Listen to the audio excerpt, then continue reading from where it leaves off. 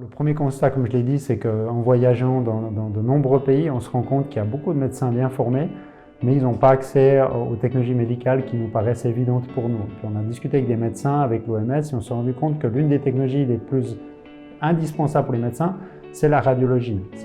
On a besoin de l'image, de faire un diagnostic pour pouvoir après appliquer un traitement. Des choses toutes bêtes comme une jambe cassée ne peuvent pas être résorbées. Il y a des histoires dramatiques d'enfants qui ne pourront jamais remarcher convenablement juste parce qu'on n'a pas pu faire une radiographie. Alors pour nous, ça nous paraît vraiment être évident. Et puis l'OMS, depuis plusieurs années, a pointé ce problème du doigt et dit que 2/3 de la population mondiale n'ont toujours pas accès à des services de radiologie. Donc c'est énorme, c'est 2/3 de la population, c'est 5 milliards de personnes. Donc vous voyez, il y a un besoin. Donc vraiment, Pristem part d'un besoin et se dire comment est-ce qu'on peut répondre à ce besoin. Et puis répondre à ce besoin, c'est développer une nouvelle technologie. Donc il y a un projet technologique sous l'égide de l'EPFL avec beaucoup de partenaires, la HESSO, plusieurs instituts de la HESSO, le CHUV, l'Institut Tropical Laval. Donc on a vraiment réussi à mettre ensemble plusieurs compétences parce que ce n'est pas un problème simple de faire un appareil qui fonctionne dans des contextes assez difficiles. Mais ce n'est qu'une partie de la solution parce qu'ensuite c'est des technologies chères. Donc il faut aussi développer un business model, trouver un moyen de le rendre abordable. Donc on a travaillé vraiment sur ce qu'on appelle le total cost of ownership, comment rendre le service abordable sur le long terme pour qu'ensuite les hôpitaux puissent l'exploiter, vivre des revenus de la radiologie. Donc ce n'est pas du tout un projet humanitaire, c'est un projet qui cherche à faire du bien avec une approche business. Et donc il y a eu beaucoup de recherches sur cette approche business conjointement avec la technologie. Mon parcours d'entrepreneur a commencé avec Pristem, mais ce n'est pas le début de ma carrière. J'ai travaillé pendant une quinzaine d'années comme ingénieur, après un diplôme de l'EPFL.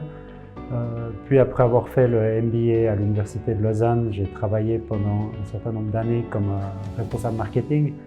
Et j'ai pressenti le besoin d'appliquer tout ce que j'avais appris pour faire quelque chose qui me semblait très utile. Et ça a donné naissance au projet que l'on appelait Global Diagnostics au début, et ensuite c'est devenu la startup Pristem.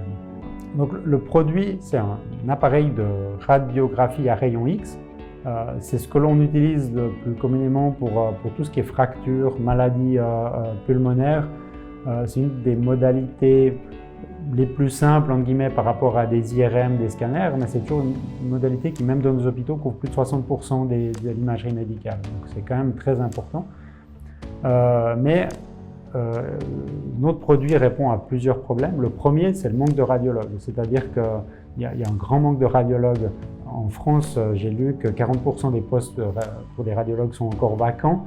Et puis quand on va en Afrique, c'est 100 à 1000 fois plus de manque de radiologues. Il y a des pays qui n'ont pas du tout de radiologues. Et ça, c'est à cause d'un deuxième problème, c'est que souvent les technologies développées pour les pays industrialisés ne fonctionnent pas lorsqu'il n'y a pas d'air conditionné, parce que la température est trop élevée, ne fonctionnent pas parce que les alimentations électriques sont perturbées ou elles tombent en panne régulièrement, ne fonctionnent pas parce que les climats sont humides, ne fonctionnent pas parce qu'il faut du personnel extrêmement qualifié, qu'on ne trouve pas, des techniciens, l'accès à des pièces de rechange.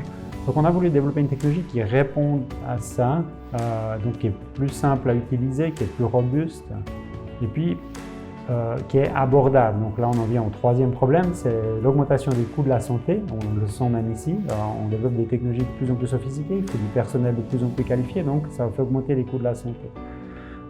Donc on a cherché à faire une technologie de pointe numérique. Elle ne peut pas être aussi bon marché que les compétiteurs asiatiques, par exemple, parce que la qualité suisse avec de la robustesse, ça a un prix.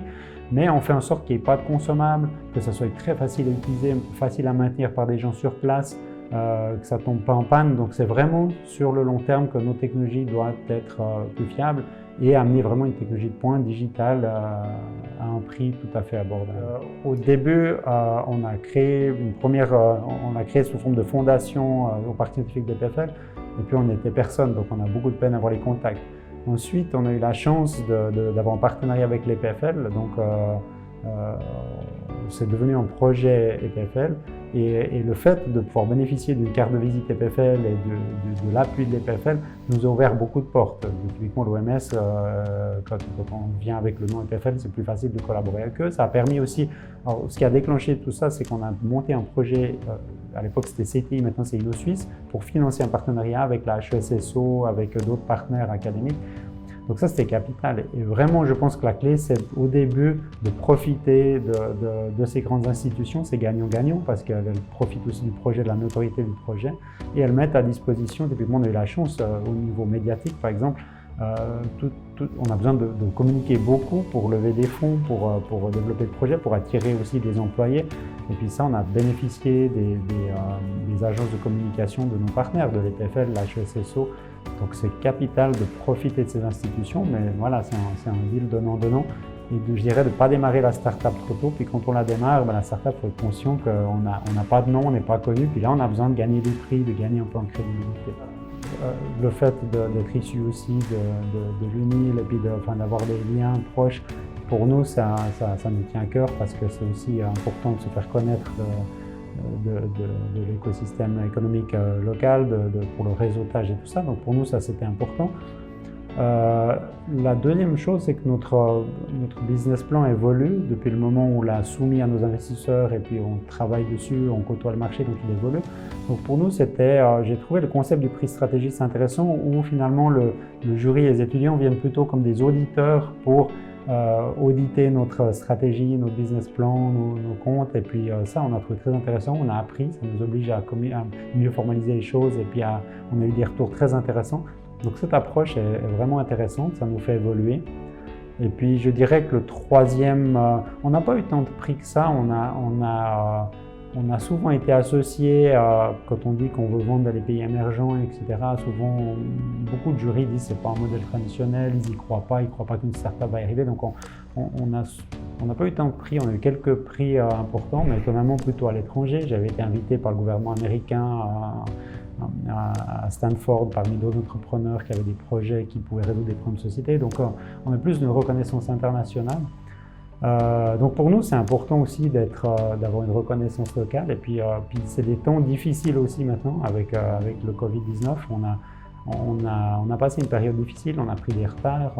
On ne peut pas s'arrêter parce que nous, on vit sur un certain capital, on n'a pas de vente, donc on ne peut pas arrêter le temps. Par contre, nos fournisseurs, eux, s'arrêtent, nous fournissent peu, on a plein de retard, donc on doit compenser ça. Donc pour nous, je dirais que la cerise sur le gâteau, de gagner en prix, ça nous aiderait aussi parce qu'on traverse une période difficile et puis c'est un coup de pouce qui serait bien. Un dernier mot, je dirais qu'en participant à des prix, en côtoyant, on apprend beaucoup des prix, des demandes, etc. Mais on apprend beaucoup en côtoyant aussi les autres entrepreneurs, les startups. Et je pense que ça, c'est capital de se fédérer, de parler avec des gens, de bénéficier de leur expérience. Donc je dirais, il faut vraiment des écosystèmes où les startups puissent communiquer entre elles, et puis les prix comme stratégiste, c'est l'opportunité aussi de comprendre les problématiques et puis d'apprendre, de ne pas faire les mêmes erreurs que nos voisins. Donc ça, c'est capital.